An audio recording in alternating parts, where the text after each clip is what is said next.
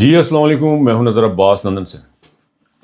سر کافی ساری خبریں گرم گرم ہیں۔ سب سے ذرا اس وقت فوری طور پہ جو ہاٹ نیوز ہے اس وقت یہ ہے کہ کریم گنڈاپور صاحب جو ہیں وہ عمران خان صاحب سے ملے ہیں۔ اس سے پہلے جو ہاٹ نیوز تھی وہ محسن نقوی کی تھی۔ محسن نقوی صاحب سے ان کو ٹرافی لینے سے انکار کر دیا۔ پاکستان ٹیم الیکشن ہم میچ ہار گئی ہے اور آزاد کشمیر کے اس وقت حالات بڑے کشید ہیں۔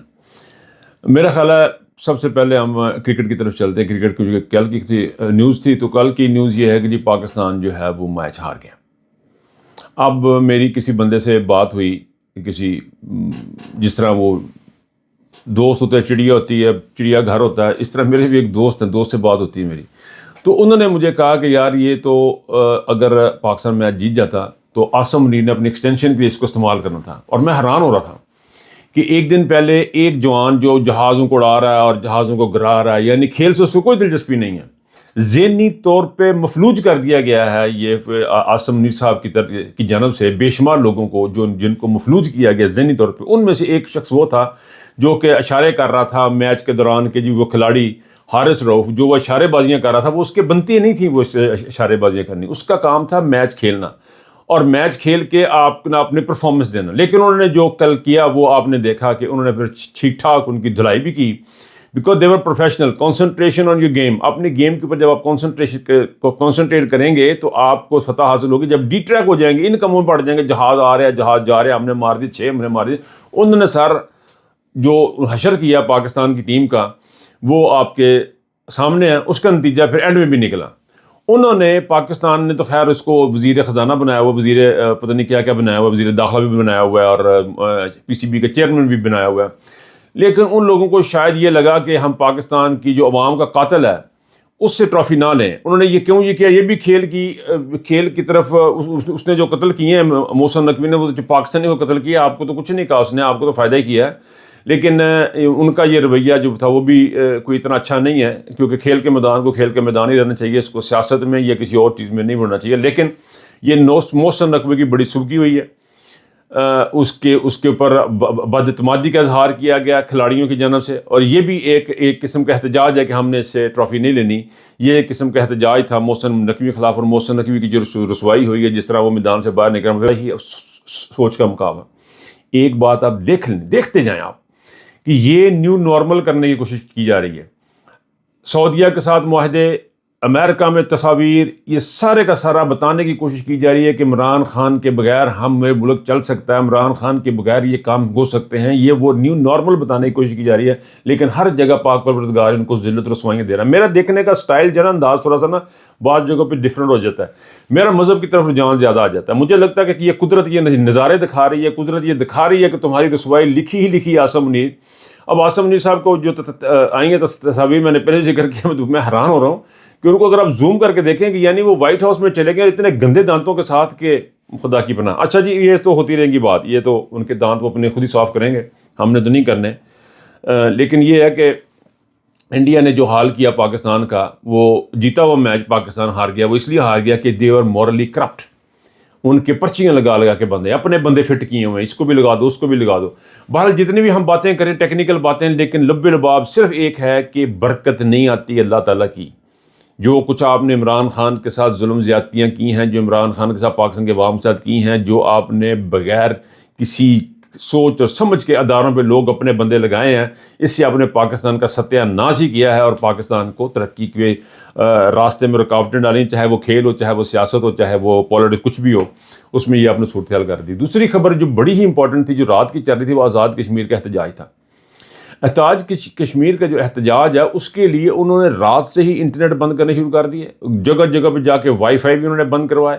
انہوں نے جو ان سے پاکستان کی جو وہاں پہ انتظامیہ تھی، پاکستان کی تھی، آزاد کشمیر کی تھی، جو بھی انتظامیہ تھی، انہوں نے پوری بھرپور کوشش کی کہ اس کو کسی طریقے سے ختم کیا جا سکے اور دبا دیا جائے، لیکن ہوا نہیں۔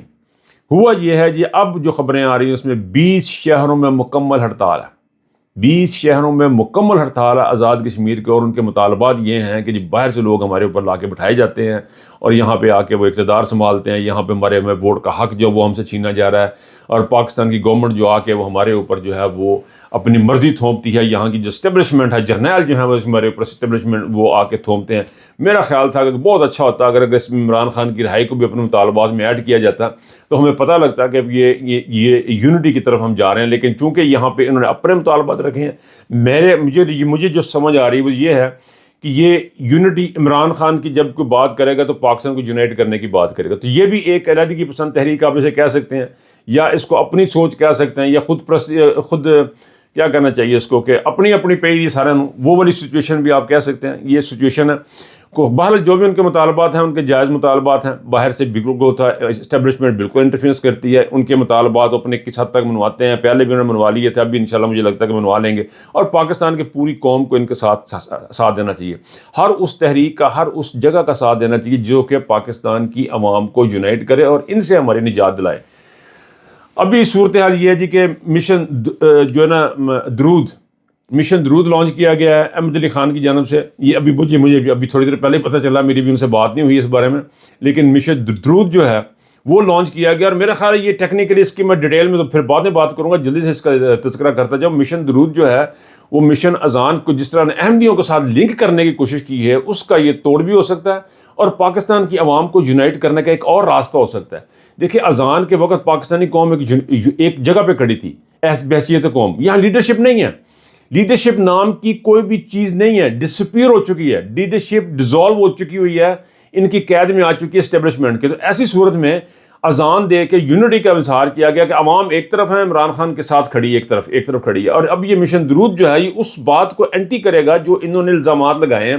ایک تو یہ ہوگا اس کے دو فائدے ہوں گے. ایک تو یہ کہ جن لوگوں نے احمدی ہونے کا الزامات لگایا اور باتیں کی, چیزیں کی کہ احمدیوں نے شاید یہ لانچ کیا, ان کے لیے بہت اچھا یہ ہتھیار ہے ان کے سروں کے اوپر جو آ کے پڑے گا ان علماء پہ, ان لیڈروں کے اوپر.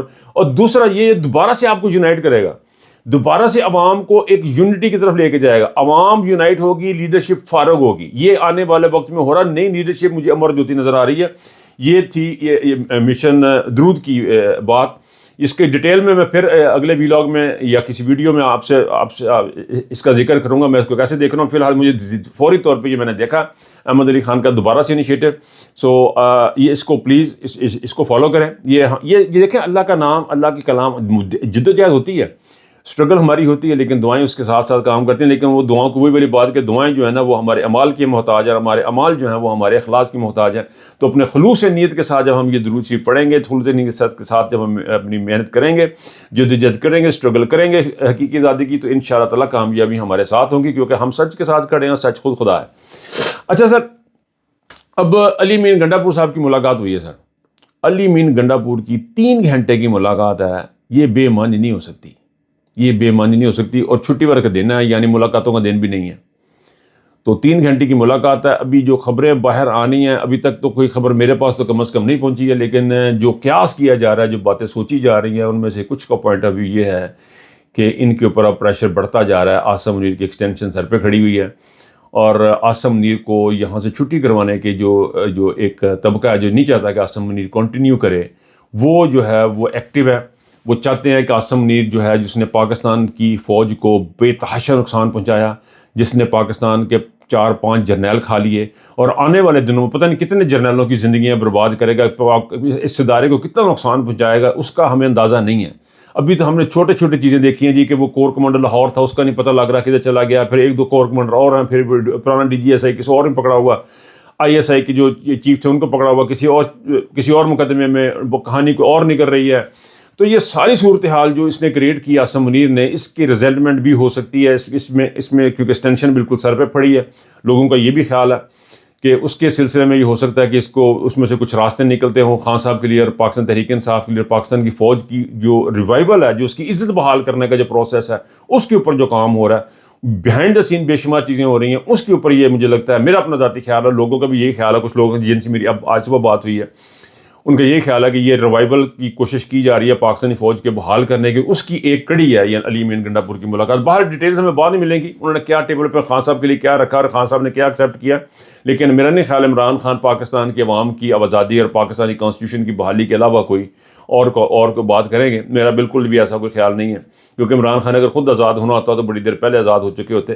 اس وقت جو ملاقات ہے یہ بڑی ہی ان یوزول ہے، اور جس سے جہانگیری کی جو بحالی ہے وہ بھی خاصی امپورٹنٹ ہے، کیونکہ جیسے ڈوگر صاحب کے ساتھ جو ہوئی ہے اس میں جو سپرنگ جوڈیشل کونسل میں وہ بھی خبریں آپ تک پہنچ چکی ہوں گی۔ اس وقت میں بات لمبی ہو جائے گی تو میں تذکرہ نہیں کرنا چاہ رہا، لیکن یہ ہے کہ ابھی جو ڈیولپمنٹ ہے پاکستان کے اندر بڑی امپورٹنٹ ہے، انٹرنیشنل ڈیولپمنٹ بڑی امپورٹنٹ ہے۔ لیکن میں آپ کو بار بار ایک بات بتا رہا ہوں، یہ جو آپ چیزیں دیکھتے ہیں نا، یہ جو آپ چیزیں دیکھ رہے ہیں جی، سعودیہ کے ساتھ یہ معاہدے ہو گئے وہ معاہدے، سر سعودیہ کی پاکستان کی عوام کی انسلٹ ہے، مسلمانوں کی انسلٹ ہے سعودیہ کا کسی بھی ملک کے ساتھ معاہدہ کرنا کہ مجھے کچھ ہو گیا۔ یہ دیکھیں، اللہ کا گھر اور اللہ کے رسول کا گھر جو ہے وہ سب پہ مقدم ہے۔ آپ وہاں پہ کچھ ذرا سی بات ہوگی، آپ کو فوجیں بھیجنے کی ضرورت نہیں پڑے گی، آپ نے صرف بیریر اٹھانا اور لوگوں نے خود پہنچ جانا۔ یہ پاکستان کی ساری عوام اپنے بچے لے کے پہنچ جائے گی ان کی حفاظت کے لیے۔ تو یہ جو باتیں معاہدے ہو گئے فلانا ہو گئے، یہ صرف ایک گلیمرائز کر رہے ہیں، نارملائز کر رہے ہیں عاصم منیر اپنے آپ کو، شہباز شریف اپنے آپ کو نارملائز کرنے کے لیے، بتانے کے لیے کہ ہم بڑے طاقتور ہیں اور بڑے اچھے لوگ ہیں۔ اس کی وجہ سے ان لوگوں کو یہ اس چیز میں لے کے جا رہا ہے۔ یہ امریکہ میں بھی جو آپ نے تصاویر دیکھی ہیں وہ بھی اسی چیز کا، میں نہیں سمجھتا اس میں سے کوئی ایسی چیز ہے، کیونکہ یہ تمام اس طرح ملتے تھے۔